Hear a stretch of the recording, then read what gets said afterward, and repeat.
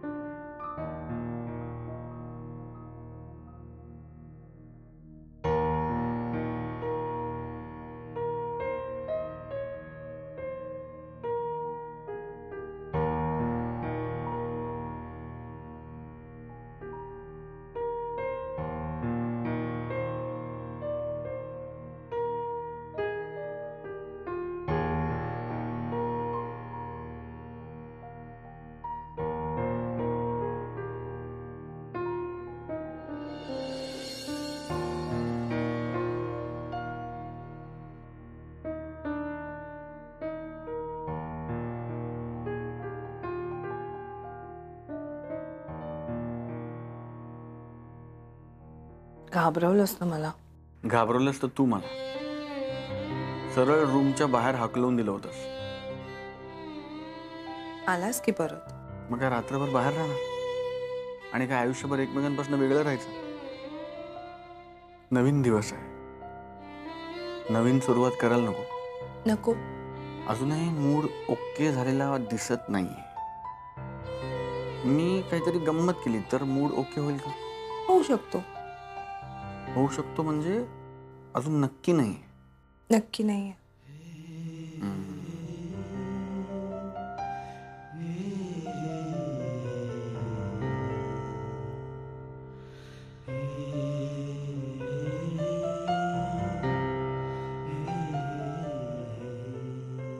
काय लिहितोस? काय नाही. बघू. मी नाही.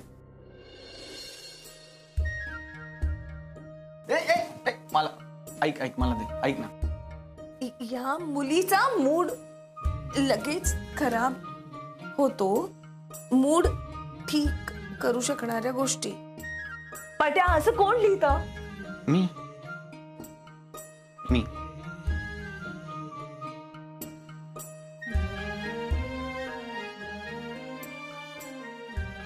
राग गेलाय बहुतेक. तुला कसं कळलं? पट्या म्हणालीस ना.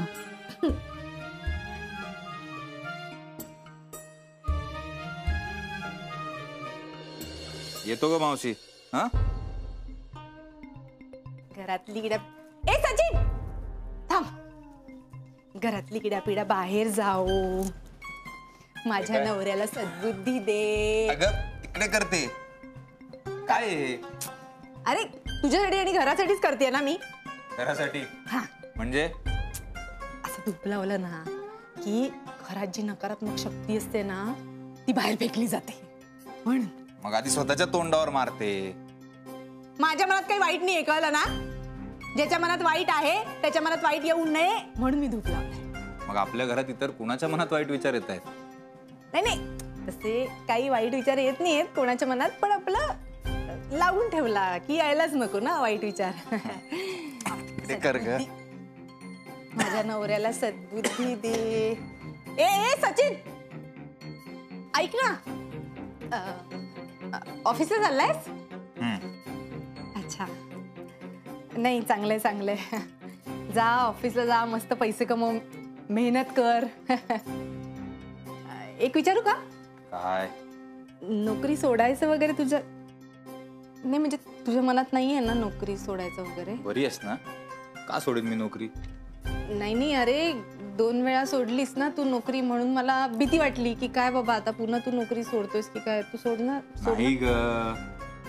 नक्की नाही ना सोड? विचारते मी, नक्की नाही ना सोडणार? नाही. चांगले देव पावला म्हणायचं. मी डबा आणते, थांब. वल्ली, काय डबा आणू ना? तुझ्या मनात हा विचार कुठून आला की मी नोकरी सोडीन?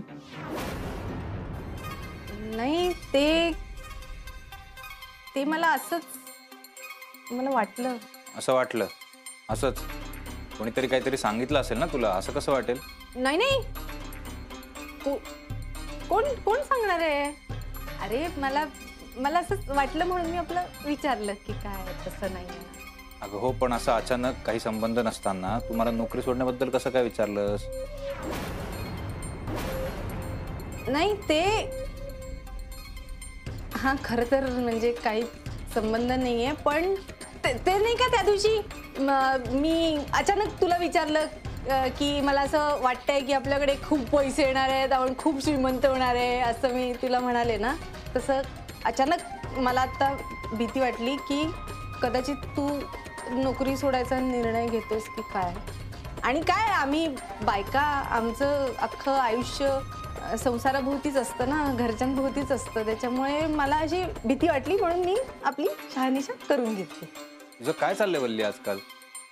कधीही काही वाटतं तुला? अंदाजच येत नाही तुझा. अंदाज कशाला यायला हवा? काय माझं तुझ्यावर जे अतीव प्रेम आहे ना, त्याच्यामुळे तुला असं वाटलं असेल. जाऊ दे, चालायचंच आता. प्रेम आहेच, त्याला काय करणार. मी डबा करून आणते. हा, नाही तर उशीर होईल तुला. जा तू बॅग भर, मी आले.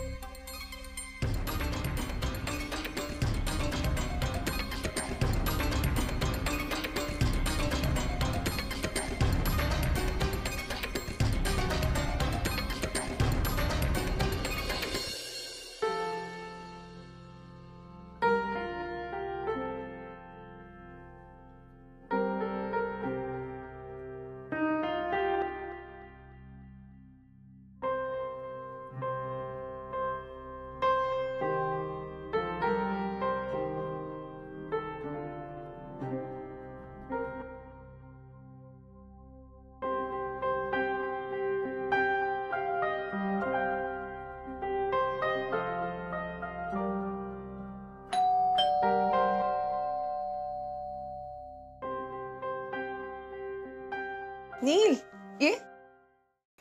मॅम थोडं बोलायचं होतं मला. काय रे इतका टेन्शन मध्ये घास घ्या ती. बस ये तू बस. मी जरा पाणी आणतो तुला. नाही नको. काय झालं? मॅम मला आज सुट्टी हवी होती. एवढंच सांगायला तू इथपर्यंत आलास? हे तू फोनवर पण सांगू शकला असतास.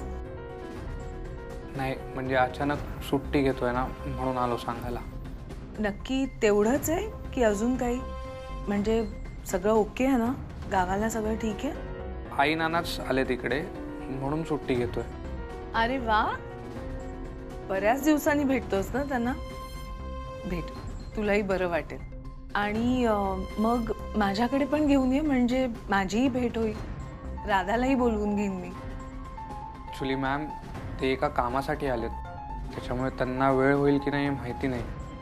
ते माझ्या रूमवर पण येणार नाहीत, मीच जातोय त्यांना भेटायला. बरं, पण त्यांना नक्की सांग की मी आग्रहाने बोलवलंय. आणि बघ कसं जमतंय ते. तो म्हणजे आधी भेटतो आणि मग त्यांना जमत असेल तर मग कळवतो तुम्हाला. बरं, पण नक्की सांग. येऊ मी, उशीर होतोय. हो.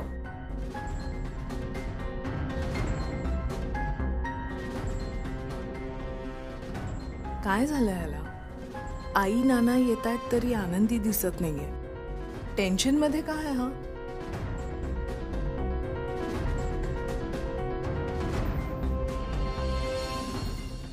हॅलो मम्मा, नीलला फोन दे ना ग.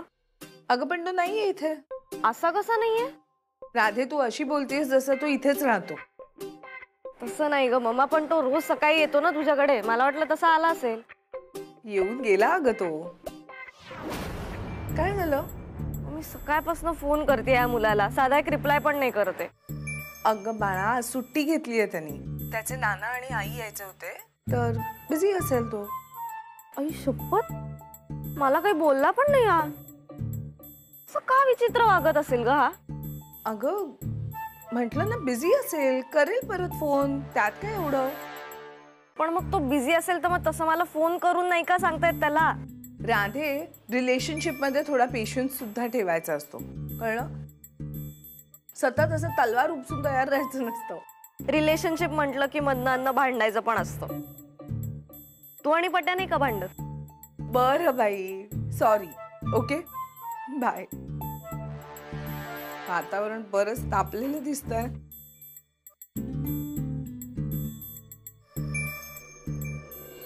आज असं मस्त जेवण झालंय ना, एखादं छान पान खावंसं वाटतंय. मगही जोडी, ते खाल्लं की एकदम तृप्त होतं.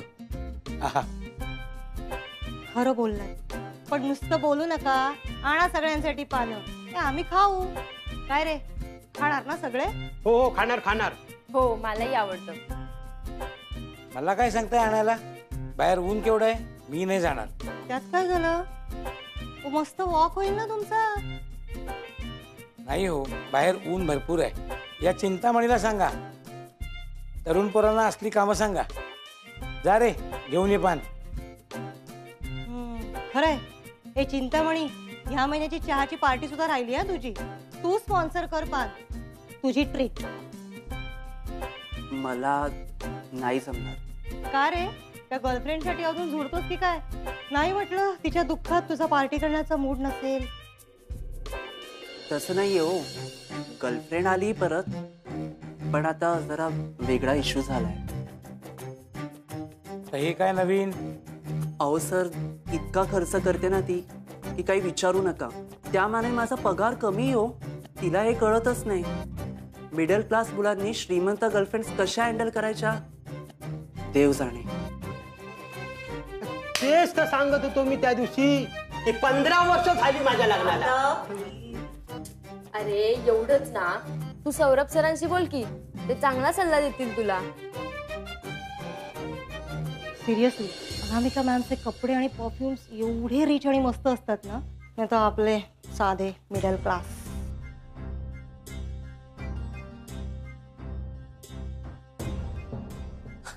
अरे थांबलात का? गप्पा चालू राहू देत. आणि मिडल क्लास असण्यामध्ये वाईट काहीच नाही ना मॅडम. खरंच सांगा ना सर, तुम्ही कसं मॅनेज करता? अनामिका मॅम खूप खर्च करतात का हो? नाही रे,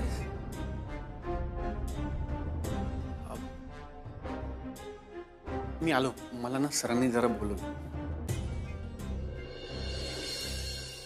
अहो, तुम्ही लगेच मिडल क्लास काय म्हणालात? आणि मी मगाशी मस्करी करत होते, आणि हा वेडा लगेच सल्ला मागतोय. बावळट. ते असो, मी काही पाहिलं नाही, मी काही ऐकलं नाही. मी आपला जातो मस्त मगही पान आणायला.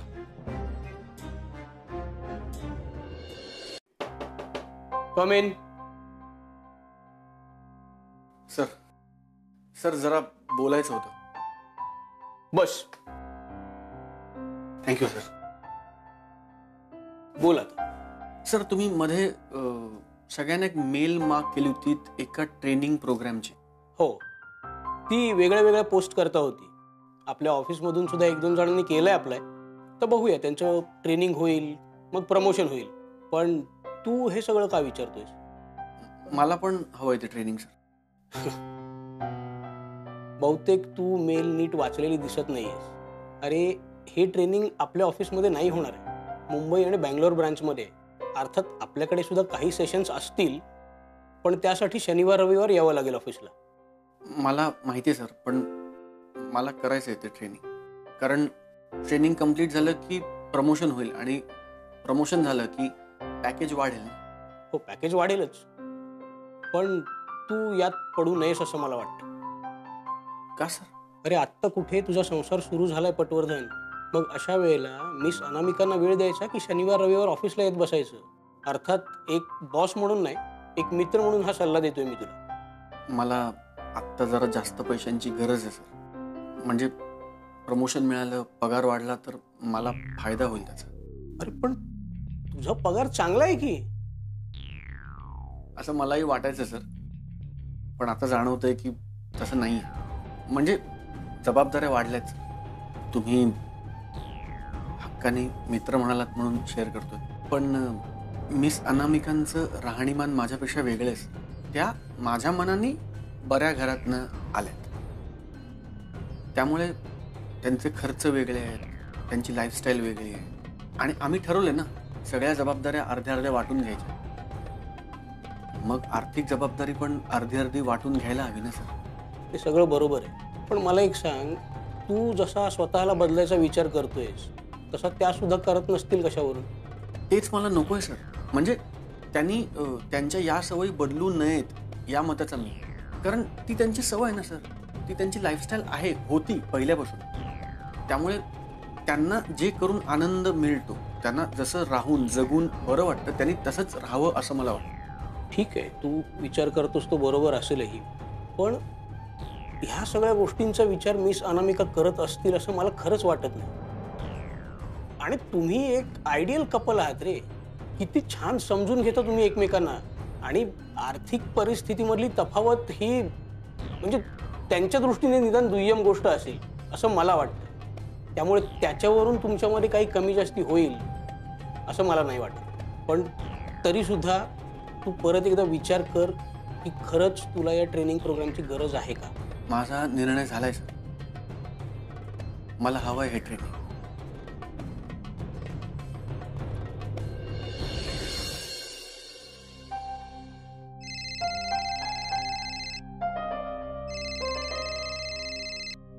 हा सर. हा पटवर्धन, झालं काम? हो सर, त्यांच्या ऑफिसच्या बाहेरच पडलोय.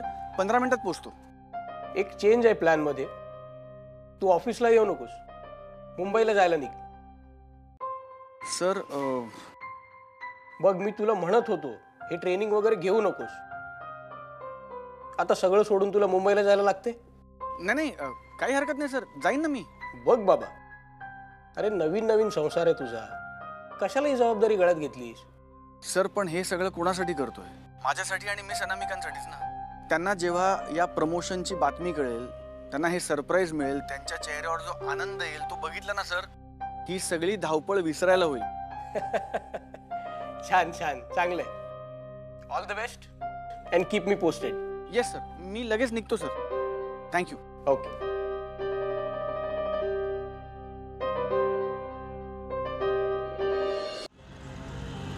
दादा दादा साईडला घ्या, साईडला घ्या, साईडला घ्या. थांबा थांबा. हे घ्या.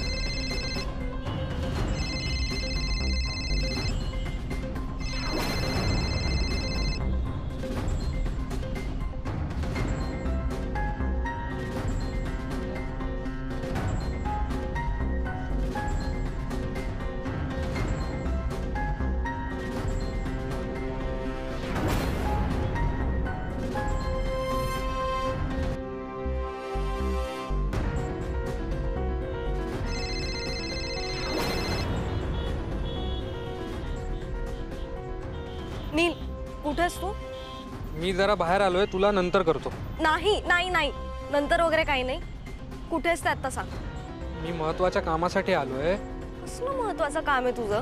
काय चाललंय सांगतोयस का मला? तू सकाळपासून माझा फोन उचलत नाहीस, काय प्रॉब्लेम काय तुझा? ऐक ना, मी तुला करतो नंतर प्लीज.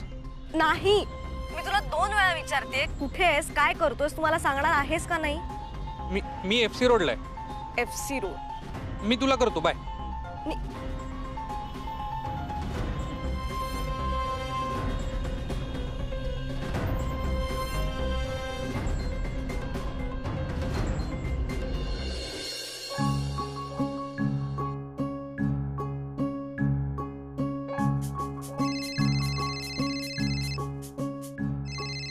पट्ट्यानी डबा उघडला अचानक. राधाचा फोन. बोल बाळा. मम्मा तू इकडे ये ना प्लीज आता. काय झालं राधा, तू रडतीयस का? माझं डोकं फिरलंय मम्मा, नाही काही सुचत आहे आता. बाळा तू मला जरा सांगशील का काय झालंय? तू प्लीज इकडे ये ना प्लीज आत्ता. अगं बाळा तुला लागलंय का? स्कूटीवरून पडलीयस का तू? ठीक आहेस का? बाबा नाही तसं काही नाही झालेलं. प्लीज आता ये ना इकडे, मला खूप एकटं वाटतंय. ओके ओके मी येते, पण कुठे यायचं राधा? लोकेशन पाठवते था. बरं ठीक आहे, पण तू आधी रडायची थांब, लगेच येते मी. ओके काय?